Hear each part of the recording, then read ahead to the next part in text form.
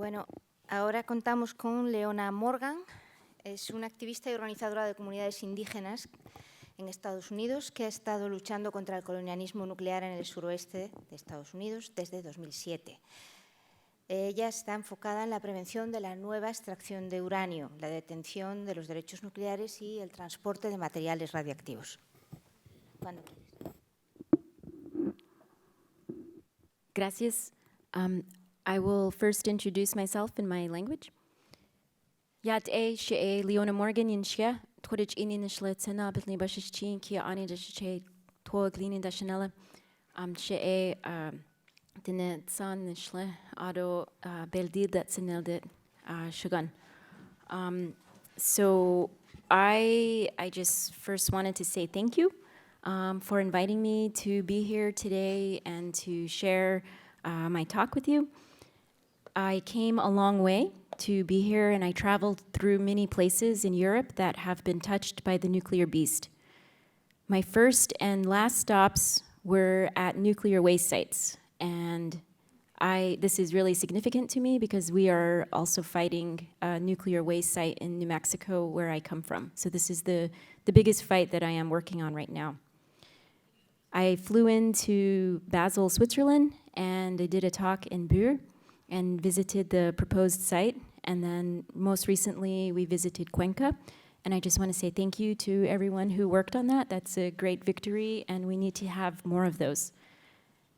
And on the drive, we passed many nuclear power plants, a conversion facility, and other sites that I learned about, which is really good because I came here to hear people's stories and also to see these places. After this forum, I will travel to Salamanca to see some uranium mining areas. Today, I will talk about impacts from what we call nuclear colonialism. And I want to first focus on the impacts to indigenous peoples and then talk a little bit about what's happening in the United States and then what's happening in the area where I live.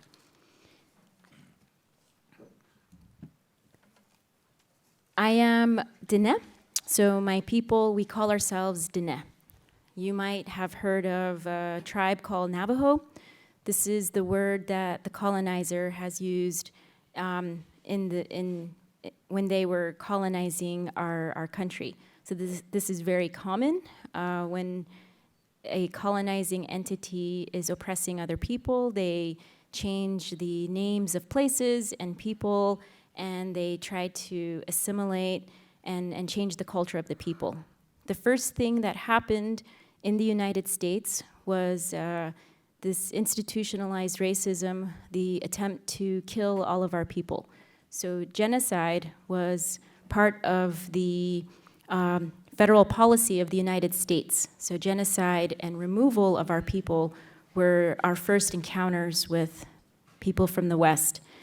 And our people, Dene people, we are from what we call Dene Bekeya.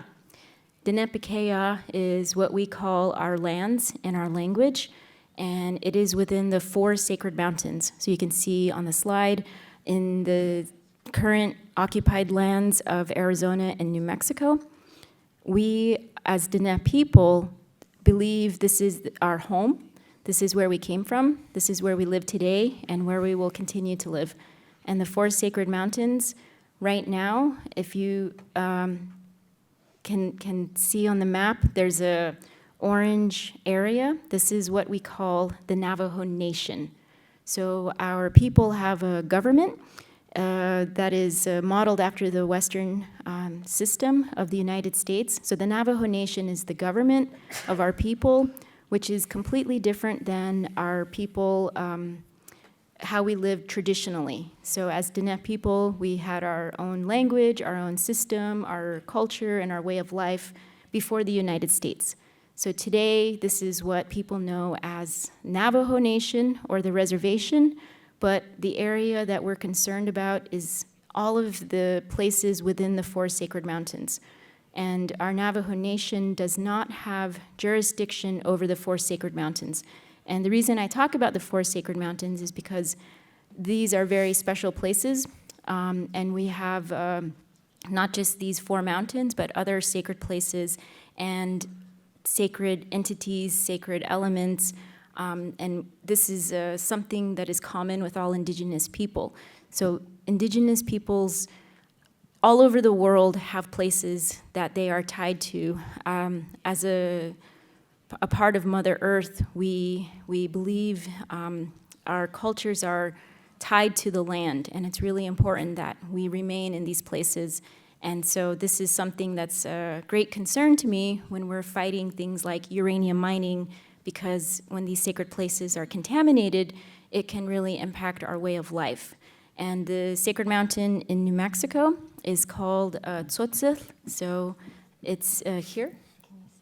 Yeah, this is Mount Taylor. There was a lot of uranium mining that occurred on this mountain, and some of the uranium was used for the nuclear weapons that were used in Japan. And so it's a very sad thing for me to know that one of our most precious places was used to kill people on the other side of the world. And this is a picture of Mount Taylor with the snow on top, and it's sacred to the indigenous peoples in the region.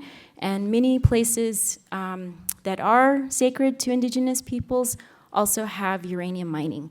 And so this is one of the aspects of nuclear colonialism, that it began with uranium mining. And some of our places now we have to fight to protect, not just because uranium is a poison and dangerous and can, cause health impacts to our people, but because there are also other entities that live there, holy beings and traditional medicines and things like this that we also want to protect. So it's not just for our human brothers and sisters, but for also our brothers and sisters that are not human, so the animals and the sacred, the water, the air, the land, and the sacred fire.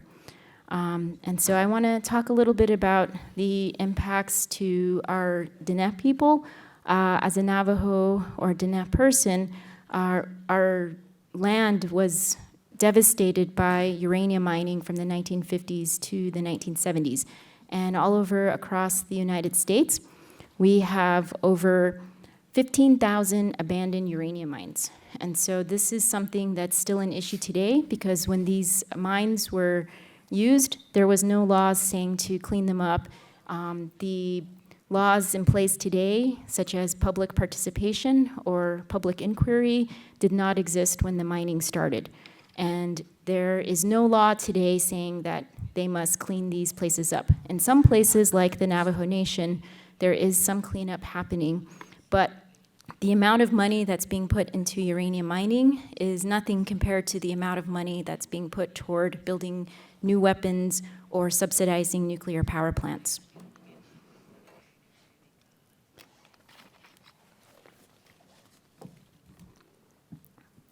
So I just want to go back to this slide here that shows the most bombed nations in the world. And part of nuclear colonialism is taking the resources and oppressing the people in order to further advance a colonizing entity's power, basically like the United States does to continue its system of oppression through imperialism and world domination by building new nuclear weapons. And one of the ways they succeeded to do this was not just to take uranium from indigenous lands, but to also test those weapons on indigenous peoples. And so you can see the pictures here. The mushroom clouds are places where nuclear weapons were tested. And so the biggest mushroom cloud on this map is of the Western Shoshone in the United States, who also they call themselves the most bombed nation in the world. And these are the people who are also dealing with Yucca Mountain, as you have heard. And so now I'm going to move a little bit into what's going on in the United States. In the United States, it's just like any other country. The government is working with corporations and wants to continue building new nuclear weapons. And in fact, as you have heard at the UN COP, they are pushing for more fracking, gas development, clean coal, and nuclear power as a solution to climate change. And I think all of us here know that nuclear is not clean, it's not green, it's not renewable, and it's definitely not a solution to climate change, yet we are still dealing with this issue. Specifically, in the United States, one of the biggest problems we're dealing with, like anywhere else, is that there's no place to put waste from nuclear power plants. I mentioned the waste from uranium mining. That is also an issue indigenous peoples are dealing with, is what to do with the waste, the radioactive contamination to our lands and our plants and our water. And when they try to clean up uranium mines, right now one of the proposals is to put waste from a mine on top of a mill site and then cover it with clay. And so this is a very poor solution to cleaning up a uranium mine. But this is not as bad as what is happening with the nuclear waste issue. In the United States, there is only one proposal for a permanent storage, which is Yucca Mountain, but the state of Nevada will never allow that to be built because it's a bad idea. It's on top of a place that has seismic activity. It's a volcanic area. The rock is porous, and it's just not safe. And so the state of Nevada has been fighting this, and so far Yucca will never take any. It has not taken any waste, and it will probably never take any waste as long as people continue to fight. So the alternative is to create a temporary storage for the waste at a place where they can bring the waste only until they can find a permanent solution. So they call this consolidated interim storage. We say CIS for short. And this place is in New Mexico. So the proposal is to bring all of the waste from all of the power plants to our state, but only temporarily. So New Mexicans, we don't believe this. And so this is one of the biggest fights in the country. And in New Mexico, we are already overburdened with many, many nuclear facilities. I already mentioned uranium mining, and New Mexico is also the place where the Manhattan Project was completed, and where the first nuclear test was, where the first nuclear weapon was tested at the Trinity site. On July 16th, 1945, was the first atomic blast that occurred in the world, and the people who lived downwind from that blast are still fighting for compensation from the federal government for the health impacts they have been suffering since 1945. New Mexico also has the only enrichment facility in the country.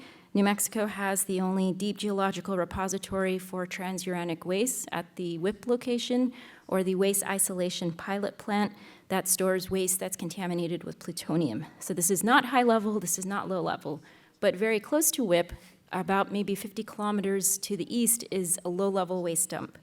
And in New Mexico, we also have depleted uranium experimentation. We have over 2,000 nuclear weapons stored in Albuquerque.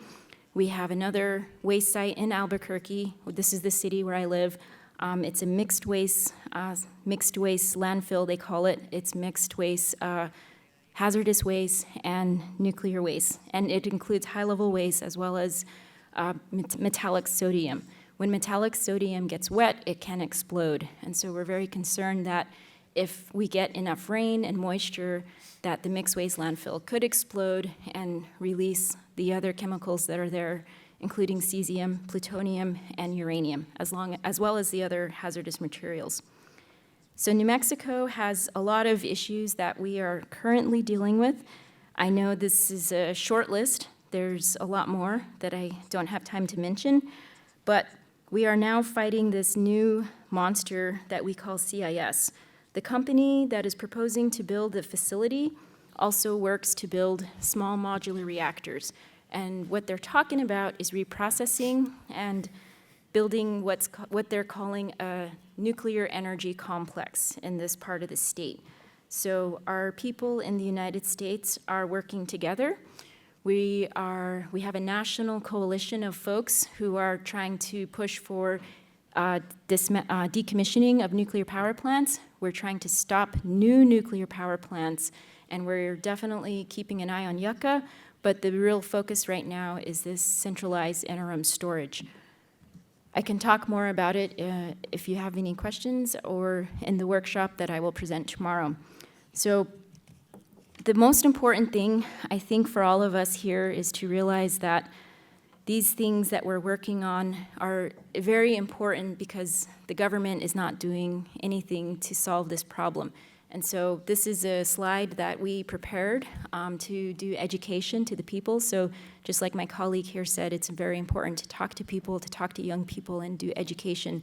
The information on this slide did not exist. So when I was trying to do education to my people, it was hard because we didn't have any kind of image or flyer that is specific to the impacts from low-level ionizing radiation over long periods of time to people of color, specifically to Diné communities, and of course the most vulnerable would be women and children and pregnant women. So we created this educational material for the use for our people specifically, and so this is one of the ways that we are working toward change by helping people to understand the problem. And so this is something I would encourage everyone to do, is educate and then also get new people involved and for all of us to work together. I just want to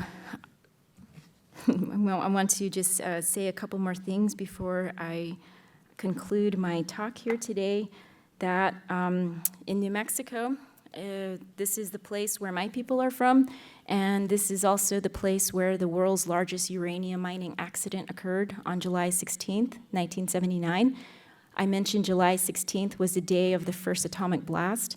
July 16th, 1979 was also in New Mexico where one of the world's largest accidents occurred in a community called Church Rock. In Church Rock, New Mexico, it's a Diné community. There was a uranium company that had a mine, and then they also had a mill very close by. In this community, there was 2 uranium mines, and there was 1 uranium mill. So the uranium mines were very close to the mill, and the community lived in between the 3 of them. And on the early morning of July 16th, the company, they were using a tailings pond that had a breach. I mean, it had a crack in the wall of the dam of the tailings pond. So the company knew that the dam was damaged, and they knew there was a crack, but they kept putting in more waste from the mill.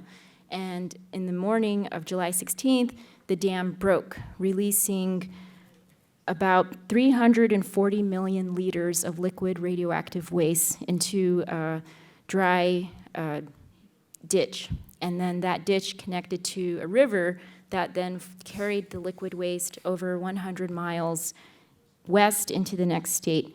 This was, again, 340 million liters of liquid waste and about 1,000 metric tons. This was the world's largest uranium mining accident, yet many people have not heard about it. It happened only 3 months after 3 Mile Island, and the local government and the media suppressed this information from the public and from the community who was most impacted. Today, this spill has not been studied, it has not been cleaned up. The people in the community want it cleaned up, but it is really hard because we see this as a form of environmental racism, that the government will never put the money to clean up the contamination in this community, yet in white communities where there are accidents like 3 Mile Island, they get a lot of attention, they get a lot of assistance, and a lot of funding to address the problem. So in the United States, what we're dealing with is a system that was built on institutionalized racism. Like I mentioned, genocide and removal was the beginning of the United States. Today, genocide and removal is still happening. It's just at a slower pace, and it is done through the use of the nuclear industry. And so I will talk more about this in my talk tomorrow, but I just wanted to encourage everyone to remember this day, July 16th, because we declared it an International Day of Action.